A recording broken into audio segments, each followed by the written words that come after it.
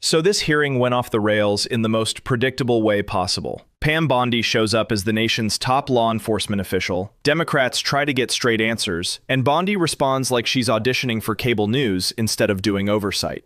And then Congresswoman Crockett does something that instantly tells you how the room feels. She says she's not even going to ask Bondi questions, because Bondi isn't there to answer them. She's there to perform. So Crockett flips it. She turns to a colleague and asks the most basic moral questions imaginable. Rape children, kill random citizens, enrich yourself as president. Because apparently we've reached a point where getting a yes or no on right or wrong is too much to ask from the witness chair. Then the clip escalates into accusations, counter-accusations, Epstein references, weaponization claims, and a lot of theatrical noise that sounds like accountability but functions like a distraction machine. Let's watch what happened, and then I'll break down what's really going on here.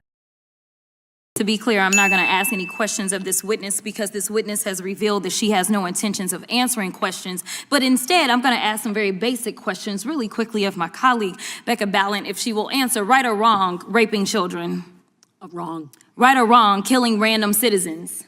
Definitely wrong. Right or wrong, enriching yourself as the sitting president of the United States. Definitely wrong. Okay, thank you, because I probably never would have got that with our witness. Our witness who somehow is a lawyer but does not understand how it works with witnesses. I'm not really sure what law school she went to and what all kind of cases she tried, but typically when you come into a space and somebody's a witness, then they sit there and they answer questions instead of asking questions. And then we also have this objection that we use as lawyers called non-responsive when a witness fails to actually answer the question. But nevertheless, let me address the survivors because that's exactly who they are. They are not victims, they are survivors. Let me say thank you for having more courage and moral clarity in your pinky fingers than the entire Department of Justice. We are currently the laughing stock of the world, partially because of the failed leadership within the DOJ as we see kings and queens falling everywhere around the world. But we don't know the basics of right and wrong in this country because it's not about partisanship.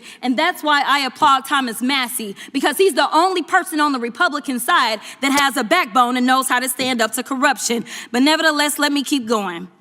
My Democratic colleagues have been attacked this entire committee hearing. They have been lied on. And frankly, the American people weren't looking for that. They were looking for answers about the corruption that they see coming from this administration.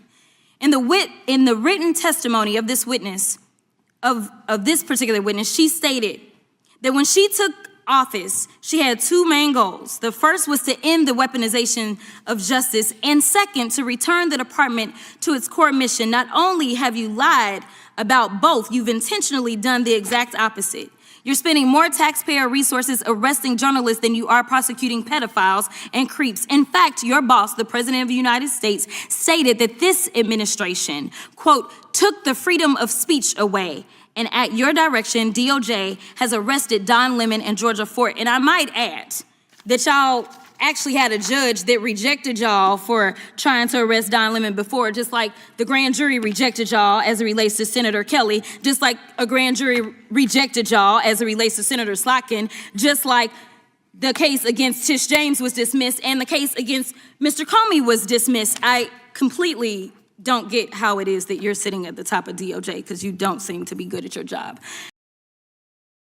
If that felt ridiculous, that's intentional. Because what you just watched wasn't a normal oversight exchange. It was a credibility standoff. One side is trying to pin down basic standards: honesty, accountability, consistency. The other side is trying to survive the hearing without giving usable answers that can be quoted back later. And that's why the vibe turns into sarcasm and moral shorthand. When Crockett says she's not going to question the witness because the witness won't answer, that's not just shade, it's a signal. This is a waste of time, so I'm going to use my time to frame the story for the public. It feels chaotic because it's designed to be chaotic. Chaos protects the witness. Clarity exposes them. Here's the missing context. Congressional hearings are half oversight and half content creation. That's not a cynical take, it's a structural reality. Each member has limited time, sound bites matter, clips go viral, and witnesses, especially high-profile political witnesses, often arrive with a strategy: answer as little as possible, pivot constantly, and force the questioner to burn their time. That's why Crockett chooses not to do the classic Q&A routine. Because if the witness is trained to run the clock with non-answers, the member has two options: keep asking and look weak when nothing lands. Flip the format and use the time to narrate the story yourself. Crockett picks option 2. She turns the hearing into a closing argument. Bondi's side does the same thing in reverse. They pivot away from the uncomfortable lane, Epstein, credibility, DOJ priorities, and shove the conversation into crime, immigration, and look at these perpetrators, because that's emotionally safer and politically effective. So what you're watching is not who's right, it's who controls the frame. Let's clarify what's real procedure here, because this clip weaponizes lawyer language in a way that confuses viewers. 1. Congress is not a courtroom. In a courtroom, you have strict rules of evidence, objections, and a judge enforcing them. In Congress, you have committee rules and political incentives. When Crockett mentions non-responsive, like a courtroom objection, she's making a rhetorical point. You're dodging. But formally, congressional questioning doesn't operate like a trial. Witnesses can absolutely dodge unless the chair enforces tighter rules, and enforcement is political. 2. Oversight power comes from Article 1. Congress has oversight authority as part of its legislative function, investigating, informing legislation, and supervising executive branch operations. That's why committees can call witnesses from DOJ and ask about policy priorities, data, prosecutions, and transparency. 3. What happens if a witness refuses to answer? In extreme cases, Congress can pursue contempt, but that's rare and political. There are protections and privileges too. Fifth Amendment, attorney-client, ongoing investigation sensitivities, executive privilege claims, depending on context. Most of the time, the punishment is political damage, not handcuffs. 4. The central procedural fight, answering versus messaging. Crockett's attack, "You're a witness, you answer questions," is a direct appeal to the purpose of oversight. The defense strategy is to treat oversight as theater and run out the clock. So the procedure matters here because it's the battleground. Are hearings fact-finding, or are they propaganda arenas? This clip says, propaganda. This isn't about whether Crockett was too aggressive.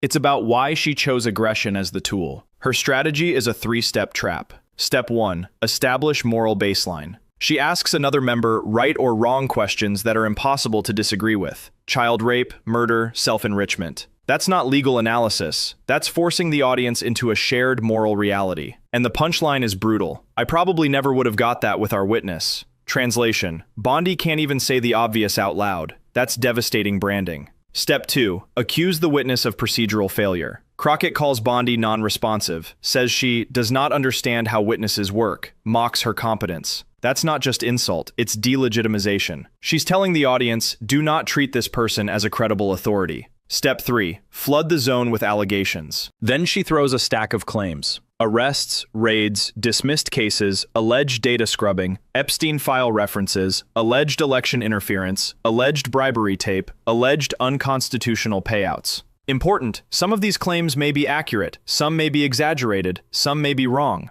But in this style of political warfare, the goal isn't courtroom-proof precision. The goal is to paint an overwhelming picture of corruption and incompetence and dare the other side to clean it up in 45 seconds. That's why Bondi's response is also a flood. Crime stats, criminals, they didn't condemn this, look at this list. Same tactic, opposite direction. This is not a hearing anymore, it's dueling clip packages. And that's the key strategy, replace answers with counter-narratives. Here's the real cost. If oversight hearings become pure performance, the oversight function collapses. The DOJ is supposed to be the government's credibility engine. Law, evidence, standards. When the Attorney General's testimony is treated like campaign messaging, the public starts to assume the DOJ is just another political shop. And once that belief sets in, everything gets worse. People stop trusting prosecutions. People stop trusting crime data. People assume investigations are retaliation. People treat factual reports like partisan press releases. That's not just bad vibes, that's institutional decay. Because the rule of law depends on a basic social contract. Even if we disagree politically, we agree on reality. This clip shows reality dissolving into performance. If a hearing can't even produce shared agreement on what happened and what the DOJ is doing, then it's not oversight, it's branding. And when branding replaces oversight, power stops being checked. It starts being marketed. Watching this hearing is like going to a restaurant, ordering a steak, and the waiter starts giving you a TED talk about the cow's childhood, then hands you an empty plate and says, "Thank you for your patience." You didn't come for vibes, you came for answers. This wasn't accountability, it was two sides trying to turn the Justice Department into a political weapon, and daring you to pick which weapon feels safer. This isn't oversight, it's insulation. Share this video with someone who needs the context the headlines leave out. And don't forget to subscribe and click the bell icon so you never miss the next deep dive. Thanks for watching.